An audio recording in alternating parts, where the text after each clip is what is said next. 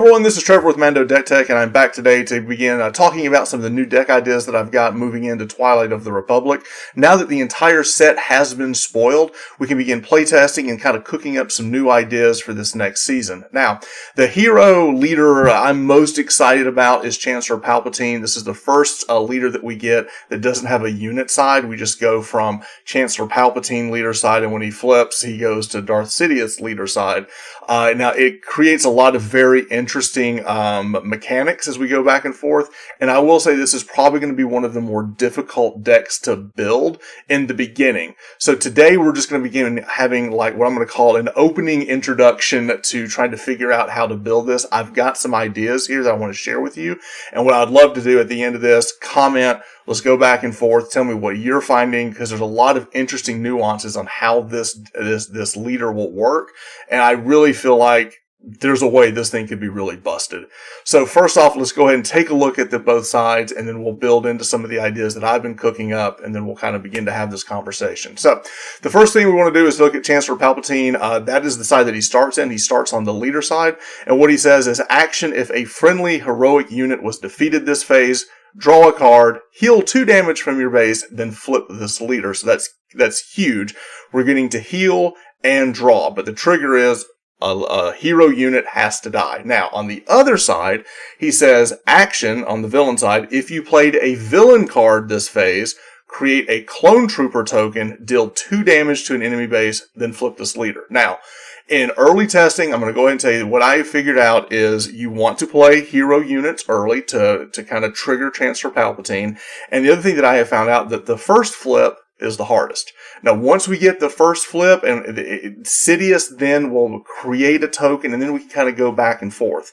So it's not that hard to get going. The first flip is generally the hardest. So what we have to do is create a board state that induces a hero to die.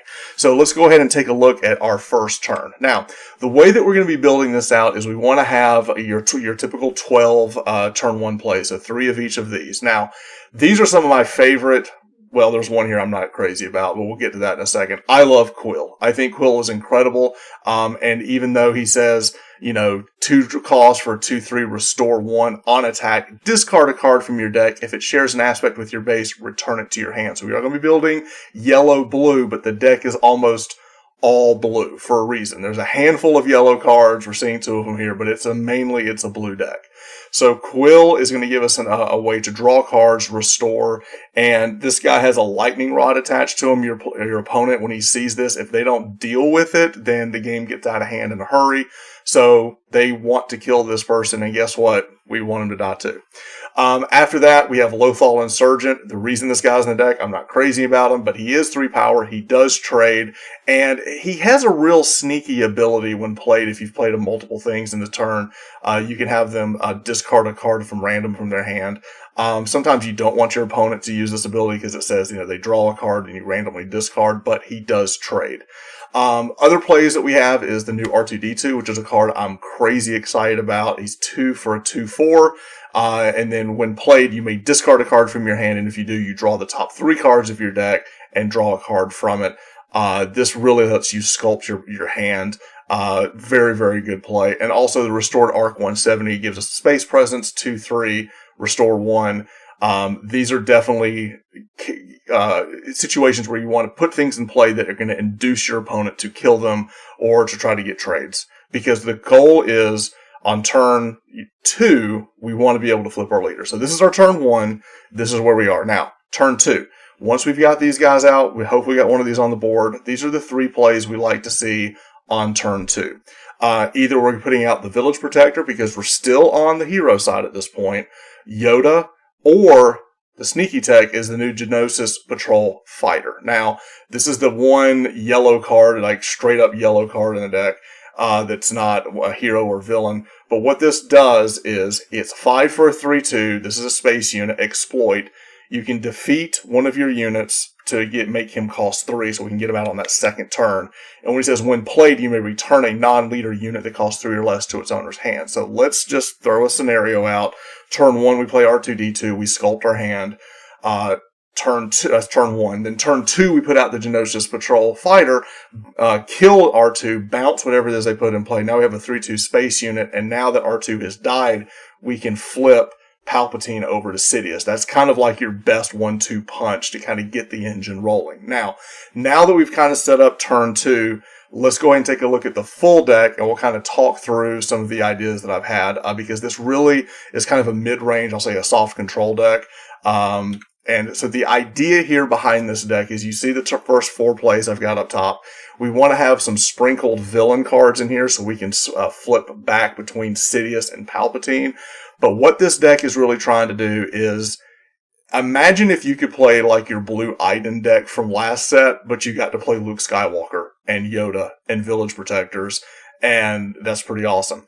Now, Lieutenant Childson is in this deck as well, and that's why we want to be so heavy blue, because we want to be heavy blue for Quill to activate pretty consistently, and we also want Childson to come out as a 6/6 on the 3rd turn Sentinel. So if we have that set up, then this thing really kind of takes off. Now, these are all the cards that I really like in the deck so far. I've been trying out General Grievous. He's 3 for a 4/4. Forget his stats. It's irrelevant. He's 3 for a 4/4. He's a villain card. Could that be something else? Absolutely. I just like the stats. I'm trying out Merciless Contest as one of my removal spells. I don't love that it's not blue. I just thought, hey, 3 Power of the Dark Side is good. What if we had 3 more? Or 2 more in this case. So that could be something else. These are my flex spots. I love to take down to Fell the Dragon. I could see maybe taking out a Merciless Combat, putting in a Rival's Fall, all that works. The goal, though, is you want to get more villain cards in here, though. I do like Obi-Wan's Aether Sprite on the 5 resource turn. He's a 4/6, and when he played it on attack, you may deal 1 damage to the unit to do 2 damage to another space unit. Now, the reason that is so cool is he trades with Fire Spray. So you've got to set it up right, but he does trade with Fire Spray, which I really, really like. We also have, of course, the Patrol Fighter we talked about earlier, and then we go into Luke Skywalker, Super Laser Blast, and then we have Snoke, and then Avenger. I like having this reset, because the end of the game, you can just win it with Luke and Childson and just kind of shenanigans with that. But the thing is, when you're flipping back and forth, one thing you've got to remember is every time you flip, you're changing the math on the bases. Because Palpatine, when he flips, heals you, which is fantastic for a control deck, to be able to have this heal go back and forth. And on the Sidious turn, when he flips over, he's damaging the base, which kind of puts a little bit of a clock on your opponent, which also is good for some of these control decks that may have a hard time consistently getting damage on the base. So you've got Palpatine drawing cards, you've got Sidious dealing damage, he's also putting a 2/2 clone trooper into play, which is a heroic unit that can die. So like I said, what I have found as I'm playing this deck is the first flip is the hardest. So once we flip that first turn, then the engine starts to run. Now, changes that we could make to this deck, like I said, I would like to get a handful more villain cards in it. I think Merciless Contest may be good. It may need to be something else. The other card that I'm not sure about, honestly, is General Grievous. I like the stats. I like that he's a villain. Could it be something else? Yes. Could the client be something else?